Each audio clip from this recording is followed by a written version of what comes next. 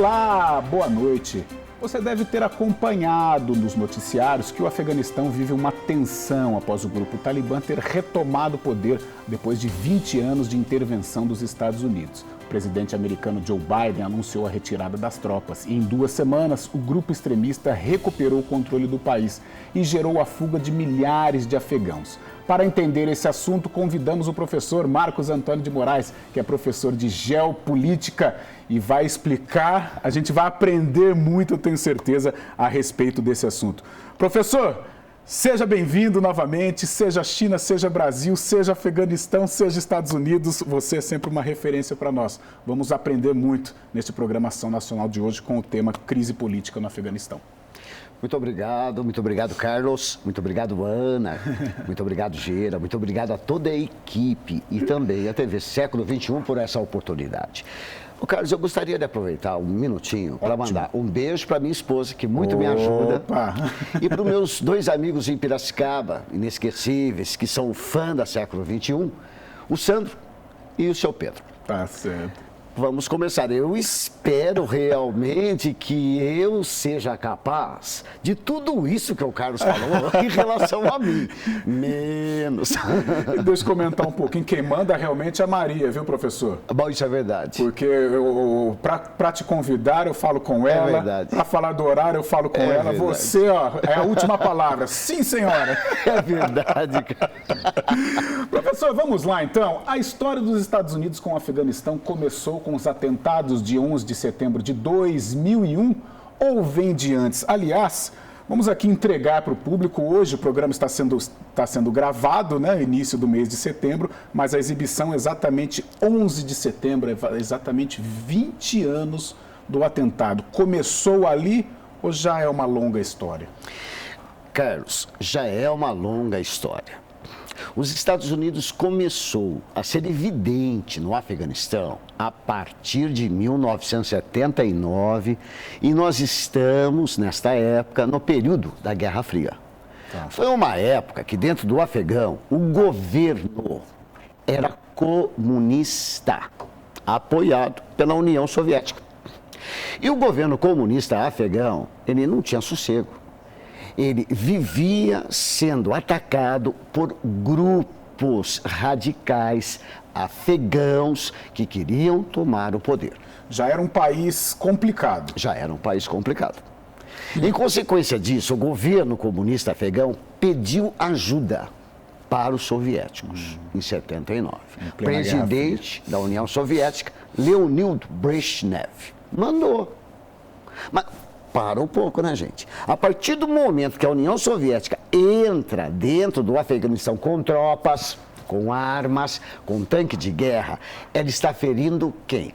Estados Unidos, dentro da Guerra Fria. No momento, Consequentemente, Estados Unidos interessado em proteger o petróleo desta região, que é vizinha do Golfo Pérsico, manda para lá suas tropas, manda para a área sua inteligência, justamente para que os grupos afegãos fossem auxiliados, reforçados, municiados pelos Estados Unidos para expulsar os soviéticos. Então, a presença americana no Afegão já vem desde 79, por interesses estratégicos, proteger o petróleo, interesses durante a Guerra Fria para impedir o avanço do comunismo.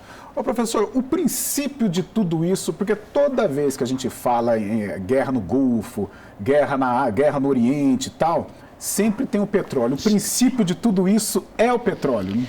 Eu diria para você que o petróleo foi um dos principais motivos, principalmente a partir do século XIX, quando ocorreu a invenção do motor a combustão na segunda Revolução Industrial. E no século XIX, quem estava ali nessa região do bloco ocidental era o Reino Unido, em todo o sul da Ásia, na Índia, no Paquistão, e o interesse era o Afeganistão. E o Império Russo, Império Czarista, não existia a União Soviética, também tinha interesse sobre o Afeganistão. Então já tem uma briga entre Ocidente e Império Czarista no século XIX para disputar o Afeganistão. Essa disputa transformou o Estado do Afeganistão, que não se chamava Afeganistão, nem tampouco era Estado ainda, sim, em Estado tampão. Estado tampão é aquele que separa ou limita duas potências rivais. Sim. Professor, eu vou fazer uma pergunta agora no ar, e a gente fez fora do ar, desculpe até a ignorância, porque a gente conhece o Afeganistão pelos noticiários, pelas guerras, e a impressão que eu tenho é que é só ruína e bomba, ruína e bomba, ruína e bomba. Existe vida, assim, não uma vida normal, porque realmente é um país muito difícil, é um país muito problemático, mas existe algo assim próximo de um normal? Existe uma alimentação, existe a pessoa ir ao mercado, existe algo nesse sentido ou realmente é só ruína e bomba? Bem, vamos pensar em ruína, que é a primeira palavra que você falou. O Afeganistão, ele não é banhado pelo mar, não tem saída para o mar. Está na Ásia Central. A área é seca, naturalmente desértica. O norte do Afeganistão é onde está o Planalto do Tibete, que tem a Cordilheira do Himalaia. Então, o norte afegão é montanhoso. Por si só, a natureza fez deste país um país inóspito, uma área necúmena. A área necúmena é aquela que causa, a natureza causa obstáculo para a vida. Então, por si só, já é difícil viver nesta área. Na gíria a gente fala, já seria um país cinza, já meio que originalmente já é um país cinza. Já pensa num deserto, numa área seca, numa área onde você tem dificuldade para plantar. As únicas áreas possíveis para plantações é no norte, exatamente entre um monte e outro, onde você tem uma nascente, ali você desenvolve algum tipo de agricultura. E outra agricultura que você não precisa de água praticamente, é uma agricultura tipo camelo, chama-se papoula, de onde se extrai o ópio. Então pense, num país pobre existe uma planta que traz riquezas incomensuráveis para o país. Problema, esta riqueza é investida no país? É distribuída? Sabemos que não, apenas uma pequena parte. A maioria vive na pobreza e abaixo da linha da pobreza, que é a miséria. Tá certo. Professor, conhecendo um pouquinho da parte geográfica do Afeganistão, vamos só retomar a pauta aqui. Então, a gente estava falando dos Estados Unidos, aí o 11 de setembro de 2001. Os atentados, o mundo mudou a partir dali, surge a figura Osama Bin Laden. Quem é Osama Bin Laden? Da onde surge? É meio que Globo Repórter. Quem é? Da onde veio? É legal, mas é ótimo para o ouvinte. Sim. É muito bom. Bom, Osama Bin Laden é saudita. Ele nasceu na Arábia Saudita. Pai, muito rico, muito rico. Osama passou sua juventude nos Estados Unidos. Ou seja, usufruindo do luxo, usufruindo dos costumes norte-americanos, fumando maconha. Beber não, porque o muçulmano não bebe bebida alcoólica. Ele passou a sua juventude ali. Até que um dia, Carlos, ele sentiu que ele tinha uma missão para fazer na Terra. E a missão a fazer na Terra era livrar os países do Oriente Médio, o solo sagrado do Islã, do vírus ocidental e do grande Satã chamado Estados Unidos. Sim. É uma puta de uma contradição. Sim. Ali ele comeu, se divertiu, viveu e sentiu a necessidade de liquidar. Muito bem. Ele volta para a Arábia Saudita, para sua terra natal. Já com essa ideia, sim, com essa missão na cabeça. Mas os árabes não aceitaram. Não se esqueça que a Arábia Saudita é uma monarquia e bastante cruel. Os árabes não aceitaram a ideia de Osama Bin Laden. Ele foi expulso e sua cidadania foi cassada. Para onde ele foi? Foi para o Sudão. Lá no Sudão, Carlos, ele abriu uma transportadora e uma construtora. mesmo tendo herdado a herança do pai muito rico, que eu digo para você, 720 milhões de dólares para um cara só. Então, era ele que financiava as campanhas da Al-Qaeda. Sim. Lá no Sudão, os norte-americanos que viviam no Sudão e na embaixada pressionaram a saída de Osama Bin Laden, que aconteceu por volta de 1996. Aí ele vai para o Egito. Ele sempre foi controverso, né? Uma figura... Sim, uma figura que tinha na cabeça uma situação. Trazer para o Islã a jihad islâmica. Trazer para o Islã a Sharia, as leis fundamentalistas. Quando ele vai para o Egito, ele vive no meio da Irmandade Muçulmana, que é uma espécie de escola que faz a cabeça. Sim. E aí ele escolhe o país. Vem a sua pergunta: por que Afeganistão? Segundo as palavras dele, o Afeganistão era o país que não estava contaminado pelo vírus ocidental, principalmente na época em que o Talibã estava governando. Sim. Segundo, ele casou com a filha do Mullah Mohammad Omar, líder do Talibã, que governava o Afeganistão.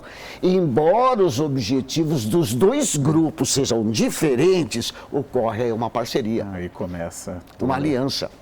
Tá certo. Professor, vamos fazer o seguinte? Vamos para o intervalo para a gente entrar no Talibã, aprender também realmente o que é o Talibã, mais assuntos de Osama Bin Laden, ou seja, muito aprendizado aqui no Ação Nacional com o tema Crise Política no Afeganistão. O intervalo é rápido. Voltamos com o segundo bloco do Ação Nacional, o tema de hoje, crise política no Afeganistão. Eu estou aqui com o professor de Geopolítica, Marcos Antônio de Moraes. No primeiro bloco, entendemos um pouco Osama Bin Laden, a relação com o Talibã. E aí, então, surge o Talibã, professor. Como que ele age, o porquê deste radicalismo? Interessante essa pergunta. Ocorreu um movimento de refugiados do Afegão para o Paquistão, de jovens. Jovens refugiados deixaram o Afeganistão e atravessaram a fronteira do Paquistão. Foram aceitos e passaram a ser criados em acampamentos que se transformaram em madrasas ou masdras. São escolas religiosas, ou seja, de fundamentalismo religioso e exercícios militares. Então, eles foram levados para acampamentos precários, alimentação bastante frugal, para ser criados como guerreiros islâmicos radicais. Isso. Aí vem a grande questão: criança. por que o Paquistão queria isso? O Paquistão, desde 1947, vive em guerra com a Índia pela disputa da Caxemira muçulmana. Então, eu preciso formar cada vez mais milícias para combater a Índia. Ainda não se chamava Talibã. Em 79, quando ocorreu a invasão russa dentro do Afeganistão, esse grupo de jovens sai do Paquistão, voltam para o Afeganistão a fim de defender seu país. Sim. Mas completamente desarticulado, nem grupo era, um monte de moleque, um monte de moço e alguns adultos. Os Estados Unidos aproveitou exatamente este momento para organizar não só este grupo como outros, mas principalmente o Talibã, fornecendo helicópteros, fornecendo bombas, armas, comida, que eu tanto quero, e remédio. Lógico que o Talibã se tornou a grande pedra no caminho dos soviéticos. Os soviéticos deixaram, olha a palavra que eu estou falando, deixaram o Afeganistão em 89, não porque o Talibã venceu, mas porque existia já um acordo de Gorbachev com os Estados Unidos para o desarmamento nuclear, para o fim da Guerra Fria, já em 89. E uma das condições impostas pelos Estados Unidos era a retirada das tropas do Afeganistão. Sim. Professor, que período, né? Você pega 89, toda essa situação, depois queda do Muro de Berlim, foi um fim de década de 80, início de 90, a Guerra do Golfo, né? Guerra do Golfo também, 91. Ou seja, que período conturbado, né? Falamos juntos, conturbado. Para toda a humanidade, Sim. E agora é interessante, né? E em todos esses casos, você tem uma interferência do bloco ocidental e da internacionalização do capitalismo em mundos que até então erguiam barreira ao capital. Certo. Professor, e por que o povo afegão tem tanto medo do grupo Talibã?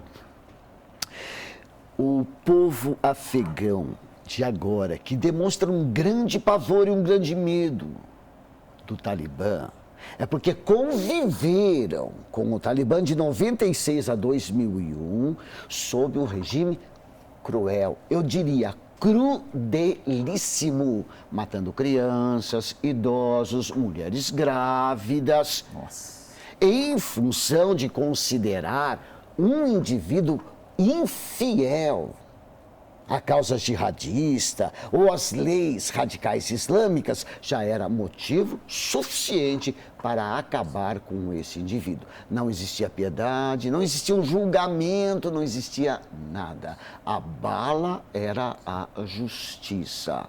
A crueldade era a justiça. Então, quem viveu durante esse período e as mulheres sem nenhum direito a nada, nem sair de casa, a não ser que fosse acompanhada pelo marido ou por um outro indivíduo do sexo masculino que morasse dentro da casa ou fora dela, que pudesse acompanhar, senão não poderia sair na rua.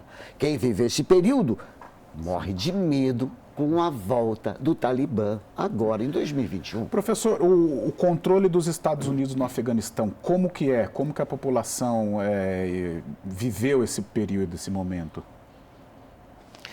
Eu diria para você... A gente vai chegar naquelas imagens do aeroporto. Eu diria para você que a população já estava cansada de viver sob um regime muito cruel do Talibã.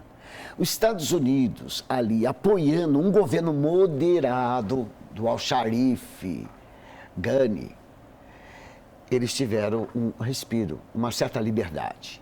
Durante 20 anos, você passa a se acostumar com o jeito ocidental. Você passa a acostumar com o modelo ocidental. Você passa a acostumar com as coisas do Ocidente.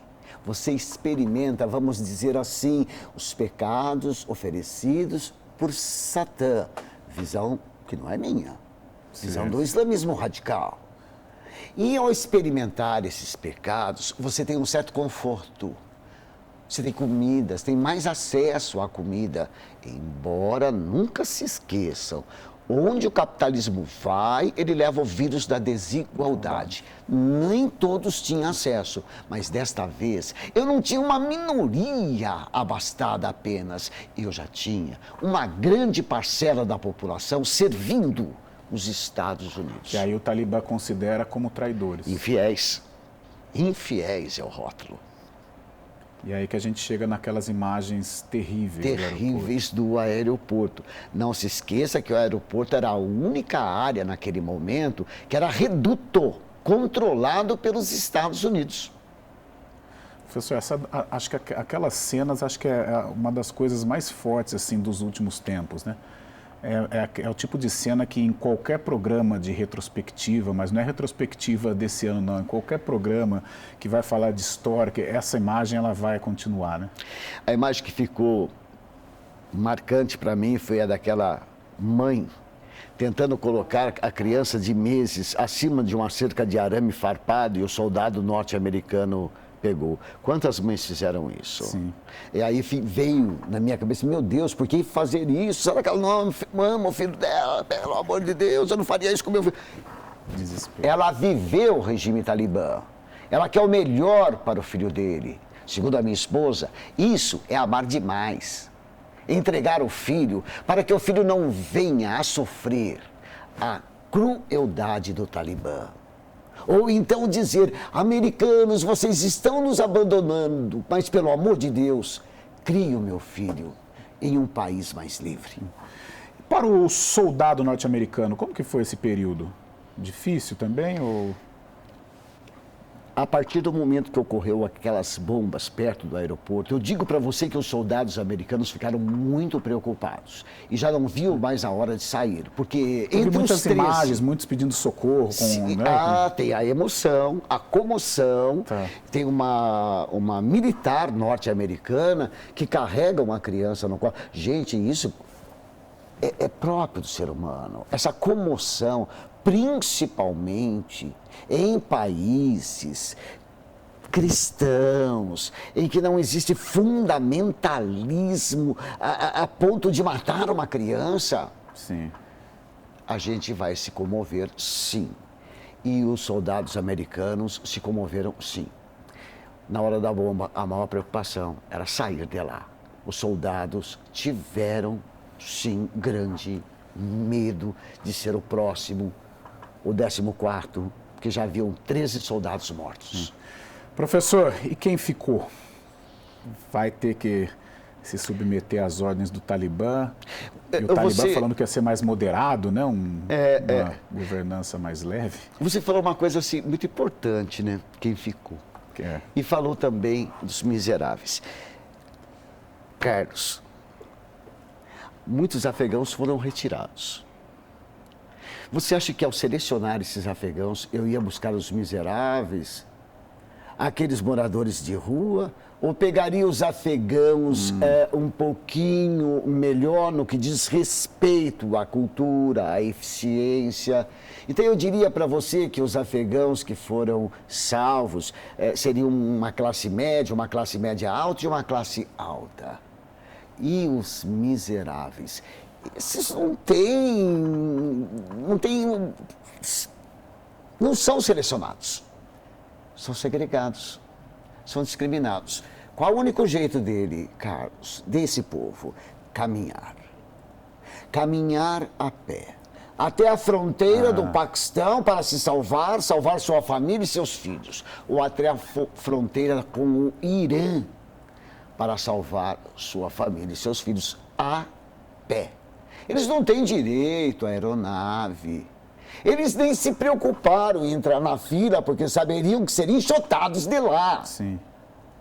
Essa é a minha grande situação. Por que nós não olhamos para aqueles que mais precisam, que mais necessitam? Eles não são merecedores da salvação? Toda a história termina dessa forma. Então você disse o que vai acontecer com aqueles que não saírem a pé, pobres e miseráveis, que não conseguirem sair a pé, ou se submete. Vão se submeter ao regime, mas não sem castigo. Sim.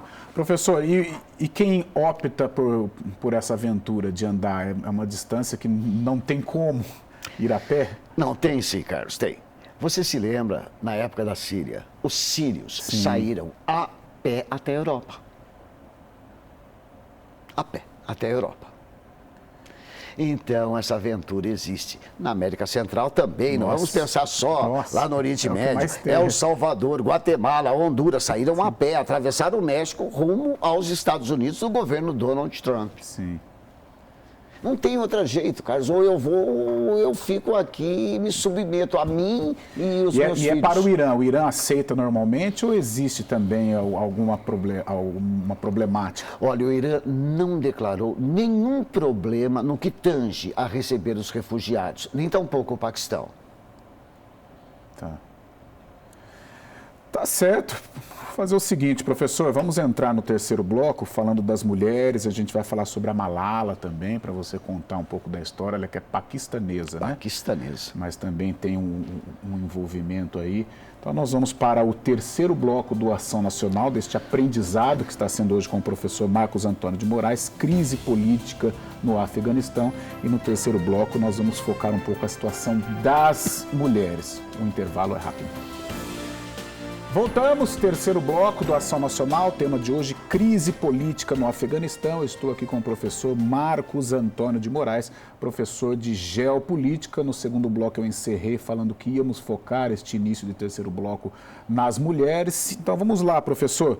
Por que as mulheres perdem todos os direitos adquiridos ou perdeu, né? Porque as mulheres perderam esses direitos nos últimos 20 anos. Por que a mulher é tão maltratada, como você disse até, en passant, que não tem direito quase nem de sair de casa? Eu emendo até uma pergunta: a mulher que não tem a figura masculina do lado, seja um marido, seja um namorado, seja um irmão, ela não tem o direito sequer de pôr ali o nariz fora da sua residência. Me conte sobre as mulheres lá no Talibã. Carlos, não foram nos últimos 20 anos. Elas nunca tiveram direito. Seja com os muçulmanos mais moderados ou mais radicais. No caso dos mais radicais, existe a agressão física em praça pública. Não. Existem várias proibições. A mulher não pode mostrar sequer a pele ao sair de casa. Bem, mas vamos ver por que isso. É importante que o Corão, ou Alcorão, ele diz que todos são iguais perante Alá. Agora, depende a maneira pela qual você vai interpretar esse todos. Todos somos nós, homens, todos eles vão interpretar. Todos os homens são iguais, a mulher não. A mulher tem que ser submissa. A mulher tem que ser inferior ao... Essa é a maneira de interpretar.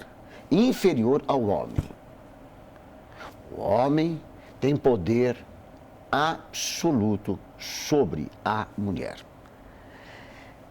Consequentemente, dentro do mundo islâmico, a mulher, em qualquer país, ela é secundária. Dentro do mundo islâmico, teocrático, onde as leis são regidas pela Sharia ou Sharia, a mulher está numa situação bem pior. Ela não pode sair de casa se não for na companhia de um familiar masculino. Do marido, do irmão, do tio, do primo. Existe lá no Afeganistão que tem uma mulher que não tem ninguém, então ela aluga um garoto de 4 anos para acompanhá-la agora, quando sai. E ela disse para o mundo inteiro: você já imaginou que um garoto de 4 anos é superior a mim, que tenho 40? Ela falou. Fora o dinheiro para alugar, né, professor? E eu tenho que alugar. Onde está o valor da mulher? Eu digo para você, né? Isso não vem de Maomé. Maomé se casou com a viúva Hadja, muito rica, dona de uma transportadora, transporte camelo naquela época. E dava a Maomé uma vida muito boa. Quando Hadja morreu, Maomé casou diversas vezes. Não se esqueçam que o Alcorão, ele possibilita você se casar até com 4 mulheres, desde que você tenha condições de sustentá-la. E a mulher preferida de Maomé, declarada por ele, foi Aisha, que disse sim com 9 anos de idade. Foi ela que escreveu as hadiths. São narrativas que falam sobre as palavras de Maomé não escritas no Corão e os gestos de Maomé. E nessas hadiths, a mulher é segregada. E elas servem como guias para vários grupos islâmicos, analfabetos, semi-analfabetos, que ouvem o líder falar sobre os escritos de Aisha, onde a mulher é segregada. Professor, e como essa mulher, o marido, como que ela tem filho, porque ela não pode sair de casa, ela não pode sequer mostrar a pele. Como que a mulher consegue passar por isso? Na verdade, ela pode sair de casa desde que acompanhada por um homem, sim, da família. Então, ela pode sair sim, tá, e sem mostrar a pele. E os casamentos? Ela sai com a burca. Arranjados? Aí é que tá, né? Vamos imaginar que sim, que a mulher veja, a mulher do Maomé com 9 anos de idade, a mulher com 12, 13 anos dentro do radicalismo islâmico já está prometida. Agora, isso não é novidade, né? Na Europa, na época da realeza, eu já tinha os casamentos arranjados por motivos políticos ou por motivos econômicos para unir impérios. Isso, eu não diria que é uma falha. Nós passamos por isso. Nós podemos dizer, sei lá, se eu posso usar a palavra, evoluímos. A mulher tem a liberdade de escolher o seu par. Será? Sim. Ainda em muitos casos ela é influenciada ou por riqueza, ou pelo pai, ou pelo avô, e ela não quer desgostar. Não sei. Eu só sei que lá isso é exacerbado, elevado ao último grau de segregacionismo. Se aqui, Carlos, nós nos debruçamos sobre a violência contra a mulher, que só aumenta, existe até uma lei, Sim. a Maria da Penha. Acho que a gente, às vezes, dá uma de fariseu, né? Professor, pegando esteira nesta situação das mulheres, me conte a história da Malala Yousafzai, paquistanesa.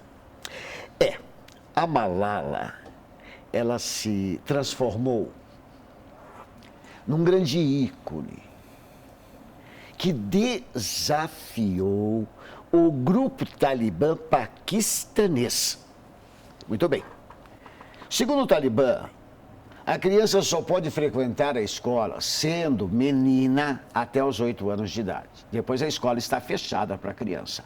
A Malala continuou a frequentar a escola. Mesmo com o Talibã discriminando, punindo, falando qualquer coisa, ela continuou. Ela teve coragem. E com isso, Carlos, ela foi baleada. A partir do momento que ela foi baleada, ela foi socorrida e levada para a Inglaterra, levada para o Reino Unido, onde foi tratada. E de lá, depois que ela melhorou, ela continuou criticando em público, dando entrevista e dizendo exatamente a situação da mulher dentro do Afeganistão, dentro do Paquistão, controlado pelo Talibã. Sim. A partir desse momento, ela é indicada para ganhar o Prêmio Nobel da Paz, em função da coragem que ela teve de enfrentar o Talibã e levar uma promessa para todas as mulheres que vivem escravizadas sob estas leis medievais. Sim. E hoje ela vive na Grã-Bretanha, hein? Ela continua vivendo lá. E deu pronunciamento nessas últimas semanas no que diz respeito à volta do Talibã ao poder no Afeganistão. Certo. Ela é contrária. Sim. Professor, a gente está falando muito aqui do Talibã, Afeganistão. Vamos voltar um pouquinho a falar dos Estados Unidos nesta situação. Eles são bonzinhos? É tudo interesse? O Joe Biden nessa, o Trump também era favorável a tirar as tropas de lá. O cenário norte-americano atualmente com relação ao Afeganistão? Bom, primeiro, vamos pensar um pouquinho nas últimas declarações do Biden. Ele disse o seguinte: o que os Estados Unidos queriam, já fizemos. Nossos objetivos foram cumpridos. Liquidar a Al-Qaeda e caçar Bin Laden. Fim. Sim. Nós não estamos aqui para reestruturar nenhum país. Aí ele já falou besteira. Se fosse só isso, eles já teriam saído logo após a captura do Osama Bin Laden, como fez a OTAN, que saiu no ano de 2014. Se fosse só essa missão, já estava cumprida. Não era a única missão, evidentemente. Sim. Para Biden, a operação estava muito cara. Já havia sido gasto mais de $1 trilhão. E os Estados Unidos não está com a economia com a seta apontando para o alto. É preocupante o número de desemprego, é preocupante o que a Covid causou na economia norte-americana, por exemplo. Muito bem, não justifica. Para a mídia norte-americana, para os conservadores americanos, o Biden fez uma grande atrapalhada. Não houve previsibilidade. Ele não previu que o Talibã tomasse com tanta rapidez a capital, Cabul, e ainda... 2 semanas, né, professor? 2 semanas, provocasse tumulto entre a população. Mas o que ele esperava, por exemplo, com a saída... Ele acreditava que levaria 2 meses. Mas a retomada iria acontecer? Sim, ia. E assim, já tinha um acordo feito Tá. anteriormente com o Trump. O Trump prometeu retirar as tropas em maio de 2021. Sim. Então já existia um acordo e o Talibã estava esperando. Nunca se esqueça o seguinte, o Talibã já estava em várias províncias afegãs. Eu tenho 34 províncias afegãs dentro do território. Cada um tem um líder. Sim. E 3/4 destas províncias já estavam tomadas pelo Talibã. Tá. Faltava 1/4 só. Quando o Biden fez o anúncio, o Talibã estava a 70 quilômetros de Cabul, numa província, distante a 70 quilômetros de Cabul. O que ele esperava que fosse levar 2 meses? 70 quilômetros é uma distância daqui a Piracicaba. Você leva meia hora. Sim. E a partir do momento que foi feito o anúncio, o presidente afegão, al-Sharif, se mandou. O Ghani, como vocês chamam, al-Sharif Ghani, se mandou.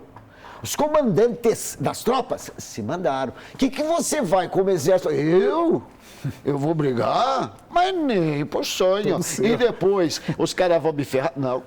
Não houve nenhuma resistência. A porta do palácio, então, escancarada. Seja bem-vindo, Talibã. Foi mais fácil que tirar doce da boca de criança. Não né? precisou disparar um tiro sequer. Foi tudo muito tranquilo. Professor, nós já estamos encerrando o 3º bloco e no 4º bloco nós vamos falar dos protestos, né, dos afegãos contra o Talibã. Se der tempo, a gente pergunta sobre o Brasil nessa história, se pode respingar aqui em nosso país. E depois tem um lançamento super especial aqui do professor Marcos Antônio de Moraes. O intervalo é muito rápido para o último bloco. O tema de hoje é Ação Nacional, crise política no Afeganistão. Voltamos, último bloco do Ação Nacional, tema de hoje, crise política no Afeganistão. Estou aqui com o professor Marcos Antônio de Moraes, professor Marquinhos, e sem perder tempo, professor, falamos sobre os protestos, né? Eu fui para o intervalo falando que iríamos repercutir os protestos do povo afegão contra o Talibã, bandeiras diferentes. Pois é, na verdade, um povo mais ocidentalizado acredita, tem segurança de que pode se manifestar e contra o Talibã. Houve reação, né? Lógico. Então eles saíram às ruas, os jovens, os adultos, para protestar contra o Talibã que havia entrado no palácio. Com medo, evidentemente, mas seguros. Seguros em função daquilo que o ocidentalismo passou para eles. Levaram bandeiras longas, quilométricas desfilando. E a bandeira do Talibã ficou apagada. Mesmo porque era de cor branca, com alguns dizeres em árabe ali, ó, bem apagadinha e pequena. Então, os manifestantes, nós somos mais, nós temos mais poder. Só que o Talibã reagiu. Muitos desses manifestantes, principalmente os líderes, foram mortos, alguns foram aprisionados, outros foram trancafiados dentro da sua própria casa e com guarda na porta. E houve uma promessa de pacificação, de um governo mais brando, se é que é possível? É verdade. Embora não tenha sido formado um governo ainda, os líderes do Talibã, ao serem entrevistados, disseram que farão um governo mais moderado, que vão respeitar a liberdade das mulheres. Veja as palavras que vêm agora. Segundo as leis islâmicas, aí deixou nada claro. As leis islâmicas seguidas pelo Talibã, elas são leis duras, cruéis. Se for assim, vai ser como era antes.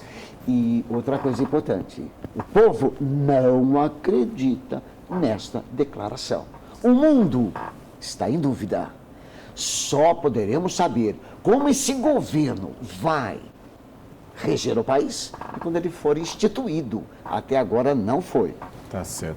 Professor, falar um pouco do Estado Islâmico, ramificação, Estado Islâmico K, né?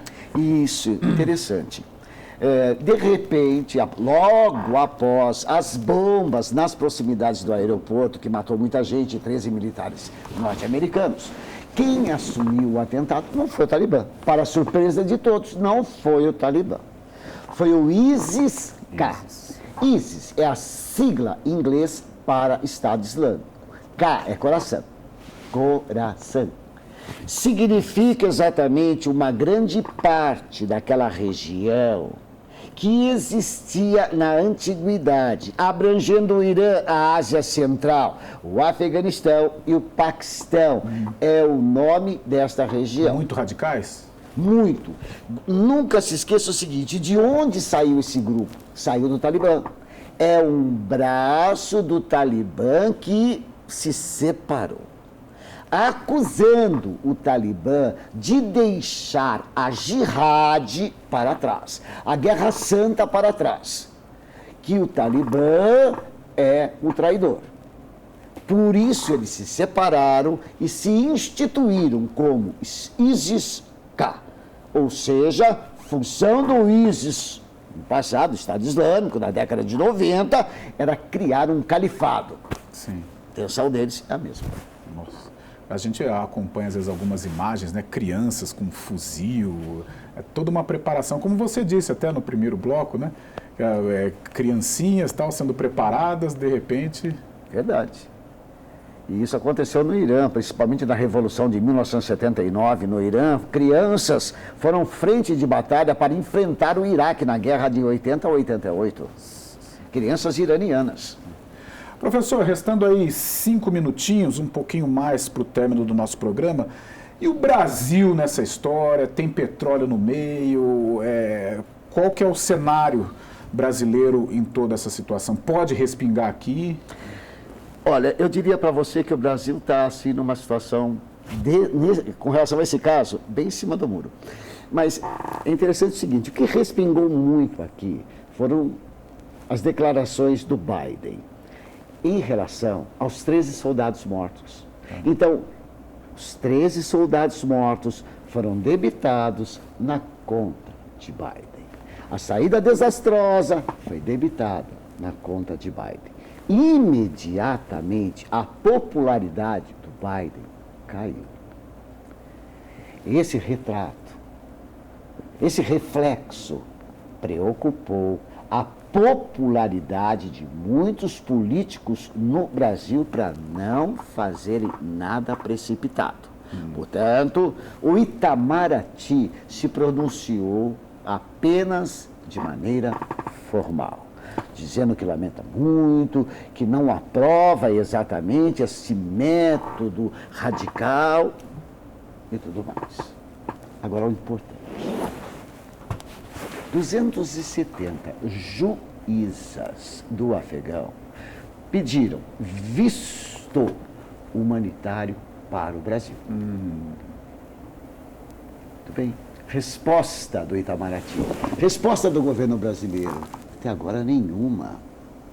Até agora nenhuma. Não se esqueça que o Haiti sofreu quase que no mesmo dia que o Biden anunciou a retirada das tropas, um terremoto. E o Brasil imediatamente mandou ajuda humanitária para o Haiti.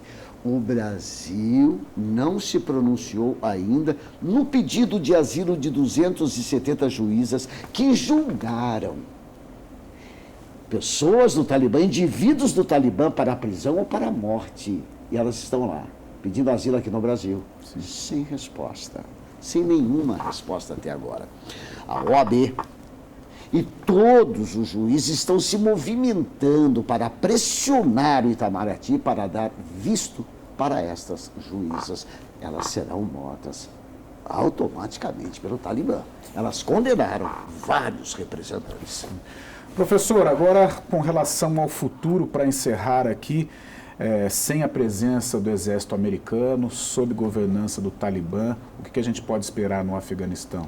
Você tem duas situações. Primeiro, o Afegão se tornará um país isolado, sem ajuda e cooperação internacional, se ele levar a ferro e fogo suas leis, ou aproximar-se através de acordos com as organizações internacionais e receber não só ajuda humanitária, como ajuda para reconstruir o Afeganistão, como ajuda para melhorar o bem-estar da população afegã, melhorar os setores econômicos do próprio país e não viver apenas do tráfico de drogas, que é o ópio, que é a papoula, que não dá tanto dinheiro quanto eles necessitam, além de ser ilegal.